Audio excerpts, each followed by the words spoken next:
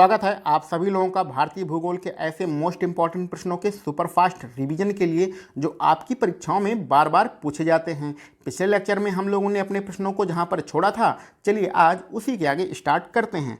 तो देखते हैं आज का अपना पहला प्रश्न। हमारा पहला प्रश्न है, रेल मंत्रालय के प्रशासनिक नियंत्रण में कुल कितने सार्वजनिक उपक्रम शामिल हैं? तो टोटल सार्वजनिक उपक्रम रेल मंत्रालय के जो नियंत्रण में हैं उनकी संख्या 7 है। तो टोटल 7 सार्वजनिक उपक्रम जो रेल मंत्रालय के नियंत्रण में है, इस चीज़ को आप ध्यान में रखिएगा। आगे बढ़ते हैं। वह कौन सा देश है जिसके साथ भारत ने मैत्री एक्सप्रेस नाम से रेलगाड़ी का पुनः संचालन प्रारंभ किया है? तो मैत्री एक्सप्रेस किसके बीच में चलती है? भारत और बांग्लादेश के बीच में चलती है। इस चीज़ को आप ध्यान में रखिएगा कि भारत और बांग्लादेश में के बीच में कौन सी रेलगाड़ी चलती है? मैत्री एक्सप्रेस चलती है। आगे बढ़ते हैं। सांभर झील कहाँ पर है? सांभर झील खारे पानी की झील है जो कि राजस्थान में स्थित है। तो सांभर किस प्रकार की झील है? खारे पानी की झील है जिससे नमक बनाया जाता है। और ये कहाँ पर है? राजस्थान में है। सहारा मरुस्थल कहाँ पर है? तो हमें बचपन से ही पढ़ते आ रहे हैं, सहारा मरुस्थल अफ्रीका महाद्वीप में है। चलिए आगे बढ़ते हैं। अफ्रीका और यूरोप इन दो महाद्वीप को कौन सी जल संधि अलग करती है? इसको हम लोग जल डमरू मध्य भी कहते हैं। तो अफ्रीका और यूरोप को जिब्राल्टर की जल संधि आपस में अलग करती है। ठीक है, तो ये हमारा नीचे अफ्रीका महाद्वीप है, ये इसके ऊपर जस्ट यूरोप महाद्वीप है और बीच में कौन सी संधि है? जिब्राल्टर की जल संधि है। चलिए आगे बढ़ते हैं। यह माना जाता है कि भारत में सबसे पहले निग्रो आए थे। ये निग्रो कहाँ के मूल निवासी हैं? ये निग्रो अफ्रीका के मूल निवासी हैं और ऐसा माना जाता है कि भारत में सबसे पहले निग्रो आए थे। अब यह निग्रो मुख्य रूप से कहाँ पर रहते हैं? तो वर्तमान में आप अंडमान अगर निकोबार गए होंगे तो अंडमान निकोबार में जो लोग रहते हैं वो निग्रो ही माने जाते हैं। तो वर्तमान समय में निग्रो कहाँ पर रहते हैं? अंडमान निकोबार द्वीप समूह में रहते हैं और ऐसा माना जाता है कि भारत में सबसे पहले कौन आया था? निग्रो आए थे। ये निग्रो कहाँ के मूल निवासी हैं? अफ्रीका महाद्वीप के मूल निवासी हैं। चलिए आगे बढ़ते हैं। कुछ नदियों के नाम दिए गए हैं जिसमें पहली नदी है तोची, दूसरी नदी है गिलगित और तीसरी नदी है हुंजा। ये किसकी सहायक नदियां हैं? तो याद रखिएगा ये सिंधु की सहायक नदियां हैं। हुंजा है, गिलगित है और तोची है, ये सिंधु की सहायक नदियां हैं। आगे बढ़ते हैं। मैकमोहन रेखा किन दो देशों को विभाजित करती है? तो मैकमोहन रेखा के बारे में हम लोग जानते हैं कि ये भारत और चाइना के बीच में डिवाइड करती है। भारत और चाइना के बीच की जो रेखा है उसको हम लोग मैकमोहन रेखा कहते हैं। यहाँ पर एक चीज़ और जानते रहिए, इस मैकमोहन रेखा का जो निर्धारण किया गया था वो 1914 में किया गया था। चलिए आगे बढ़ते हैं। कट्टूर रेखा किस प्रकार की रेखा का उदाहरण है? तो जब हम लोग मानचित्र बनाते हैं और मानचित्र में कोई स्थल आकृति बनाते हैं, यानी स्थलकृति बनाते हैं मानचित्र में, तो वहाँ पर हमें कट्टूर रेखा खींचनी पड़ती है। तो कट्टूर रेखा किस प्रकार की रेखा का उदाहरण है? स्थलकृत मानचित्र का उदाहरण है। किस देश की सीमा रेखा सबसे लंबी है? तो हमें पता है रूस सबसे बड़ा क्षेत्रफल के हिसाब से देश है, तो रूस सबसे बड़ा देश है। इस प्रकार रूस देश की सीमा रेखा जो होगी वो सबसे बड़ी होगी। तो किस देश की सीमा सबसे बड़ी है? रूस देश की सीमा सबसे बड़ी है। आगे बढ़ते हैं।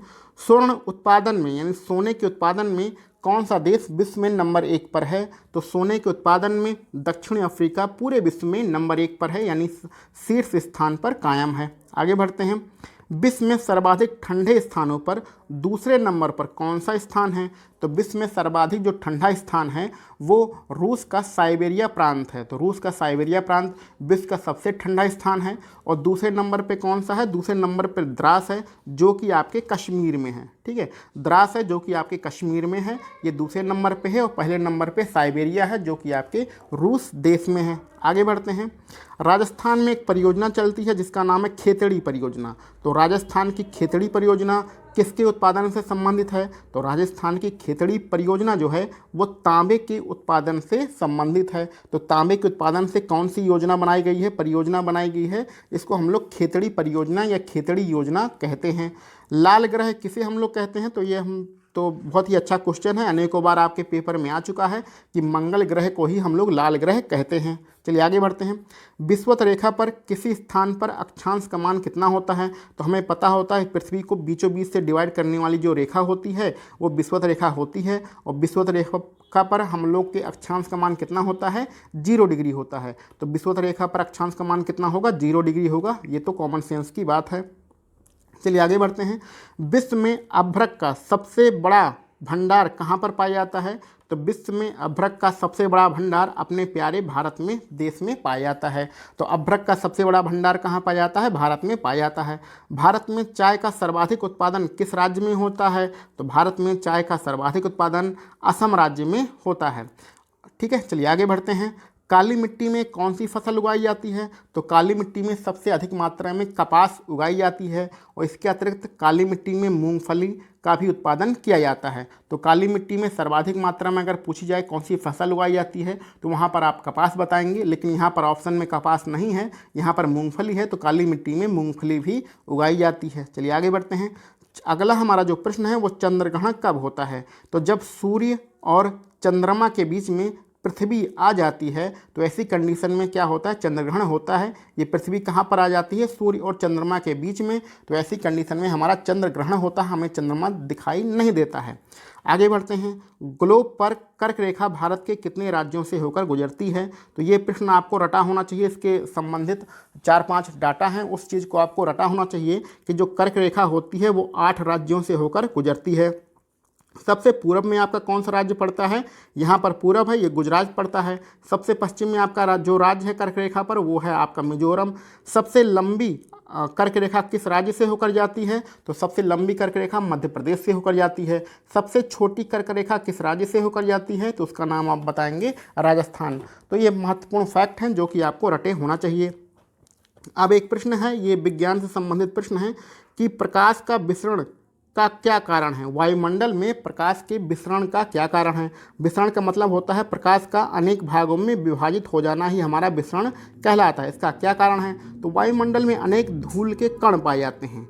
ठीक है, उन्हीं धूल के कणों के कारण ही प्रकाश का विसरण होता है। यानी कि प्रकाश के विसरण का कारण क्या है? वायुमंडल में उपस्थित धूल कण। ठीक है, चलिए आगे बढ़ते हैं। गंगा नदी का निर्माण भागीरथी और अलकनंदा नदियों से मिलकर हुआ है और ये दोनों नदियाँ कहाँ पर मिलती हैं? तो ये दोनों नदियाँ देवप्रयाग में आकर मिलती हैं। गंगा नदी, अलकनंदा नदी, दोनों नदियाँ देवप्रयाग में मिलती हैं। उसके आगे की संयुक्त धारा गंगा के नाम से जानी जाती है। चलिए आगे बढ़ते हैं हम लोग अपने अगले प्रश्न पर। अगला हमारा प्रश्न है, ऊंचे क्षेत्रों में कौन सी मृदा पाई जाती है?